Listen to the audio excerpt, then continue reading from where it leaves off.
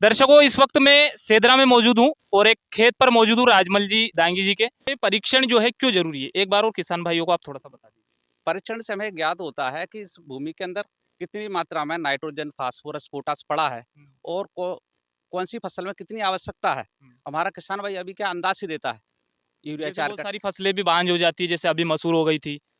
Sir बांझपन और जो मसूर का उमड़ने की समस्या है, इसमें एक हमको बीज उपचार करना चाहिए। नहीं सर, उमड़ने की समस्या का उसका समाधान बताओ ना आप, क्यों तो उमड़ती है? किसान भाइयों, जो फसल उमड़ती है उसका सबसे अच्छा तरीका है बीज उपचार हमको करना है।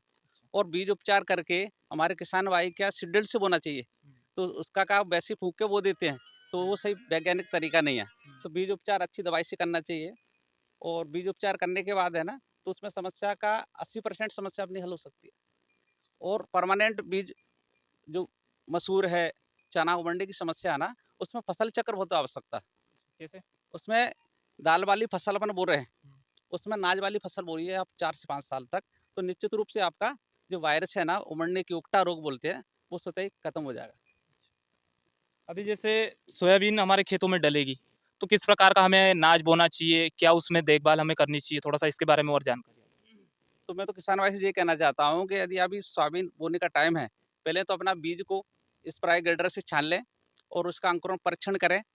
मतलब 100 दाने को डाल के टाट की बोरी में उसको अंकुरण परीक्षण कर लें। यदि 70 दाने अंकुरण होते हैं तो हमारा बीज बोने योग्य है। यदि किसी कारण से 1-2% कम होता है, फिर 1-2% बीज को अपन को बढ़ाना पड़ेगा उसकी पूर्ति करने के लिए। तो अंकुरण परीक्षण के बाद में किसान भाइयों को बीज उपचार बहुत करना जरूरी है। तो अपन को बायोस्टीन, थायरम ऐसी दवाएं मार्केट में मिलती हैं। एक तो दो सर, एक एका दो तब बताओ। हाँ, बायोस्टीन है। आप एक साफ पाउडर आता है मैंगोजेब प्लस कार्बनडाजिम, इससे आप 5 ग्राम लगता है प्रति किलो। 100 किलो में आपका 250 ग्राम बीज उपचार हो जाएगा। चलिए, तो बहुत बहुत धन्यवाद। के जाटव जी हमारे साथ जुड़े हुए थे, उन्होंने तमाम जानकारी किसानों के हित में बताई कि इस प्रकार से हमें करना चाहिए और मिट्टी का परीक्षण जरूर करवाना चाहिए, ताकि हमें पता चले कि हमारी जो मिट्टी है, हमारे जो खेत हैं, इनमें किन किन दवाइयों की ज़रूरत है और जिन दवाइयों की ज़रूरत है उन्हें ही हमें डालना चाहिए। हमारे साथ किसान भाई भी जुड़े हुए हैं, तो उनसे थोड़ी सी चर्चा करेंगे। भाई साहब, ये खेत आपका ही है? जी हमारा ये। तो जैसे आपके खेत पर जो मिट्टी परीक्षण करने आए हैं अधिकारी, तो उनको आप प्रशिक्षण करवा दीजिए, जो भी है यहाँ पूरा दिखा दीजिए खेत। बिल्कुल उसके बाद क्या डालना चाहिए, क्या नहीं डालना चाहिए, किस प्रकार से खेती करते हैं, थोड़ा सा आप भी अनुभव साझा कर दीजिए। बिल्कुल सर, वो खेती में वही समस्या आ रही सबसे अधिक तो। एक तो भांजपन, खेत बिल्कुल बंजर भी हो जाता है। भांजपन से ही छुटकारा मिल जाए, ऐसा कोई उपचार। उपचार तो जैसे थोड़ा सा आप एक बार और बता दीजिए सर, उपचार क्या हमारे किसान भाई ने बताया है कि बांझपन बांझपन क्या है, ऐसी कोई समस्या नहीं है। किसान भाई का बीज ज़्यादा मात्रा में डाल देता है। आपने कभी कभी देखे हो किसान भाई, जो मेड़ के किनारे जो सोयाबीन होती है उसमें फलियां ज़्यादा दिखती हैं और अंदर जाएंगे ना तो फलियां कम दिखती हैं। उसमें उसमें पौधों को परागण नहीं हो पाता। थोड़ा सा सीधा होगा ना तो उसमें हवा के माध्यम से परागण की क्रिया होती है। इसमें नर और मादा वाला सिस्टम होता है, जो कि परागण का हवा के माध्यम से एक दूसरे टकराव हो जाते हैं। तो किसान भाई पहले तो अपना संतुलित मात्रा में बीज डालें, प्रति हेक्टर 80 किलो। और हमारा किसान भाई क्या मात्रा में ज़्यादा डाल देता, हम देखते हैं। नहीं सर, प्रति हेक्टेयर के माध्यम से किसान समझ नहीं पाते बराबर। नहीं वो तो आपको, बीघा पे लाइए आप। हाँ, 1 बीघा में आपको 20 किलो बीज डालना चाहिए, तो वो सफिशिएंट है। तो हमारा किसान भाई 1 बीघा में वो 25 से कितने डालते हैं रंग जी आप? नहीं, रबी की फसल जैसे नहीं, अभी मसूर, सोयाबीन का कितना बीज डालते सोयाबीन हैं? का यही 28 किलो के लगभग, हाँ, 28-30 किलो हाँ, तो रहता है 28 इससे। किलो थोड़ा सा ज़्यादा है, आप उसको कम करें तो उसका बहुत अच्छा रिजल्ट आएगा और अपनी बांझपन की समस्या ही खत्म हो जाएगी। जैसे सोयाबीन सोयाबीन में बांझपन बहुत कम आता है।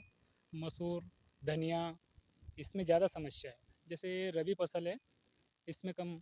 एक खरीफ फसल जो इसमें बांझपन की समस्या कम आती है और रबी फसल में ज़्यादा आती है।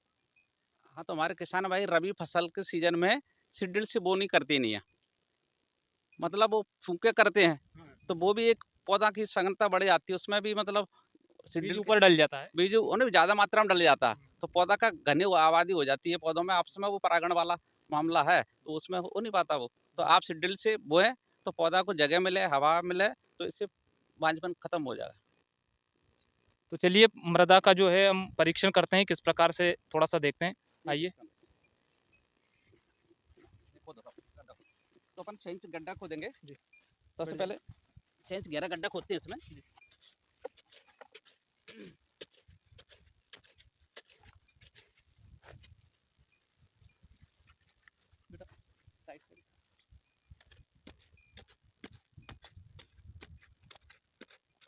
ये मृदा परीक्षण करने की प्रक्रिया है, जो कि हमारे साथ के जाटव जी जुड़े हुए हैं और तमाम जानकारी हमें बताएंगे। थोड़ा सा आगे चलेंगे, आप हमारे साथ जुड़े रहिए। और आप किसान भाई है तो ये आपके काम की जानकारी है, आप और भी किसान भाइयों को ये वीडियो सेंड कर सकते हैं। अगर तेजस लाइव पे आप नए हो तो तेजस लाइव को सब्सक्राइब जरूर करें।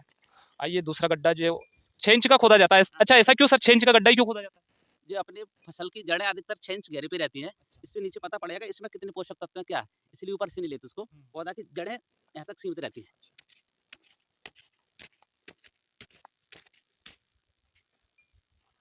इसमें थोड़ा सा खोदने का क्या है? खोदा यार। मैं सर श्रीमान जी से निवेदन करता हूँ जी।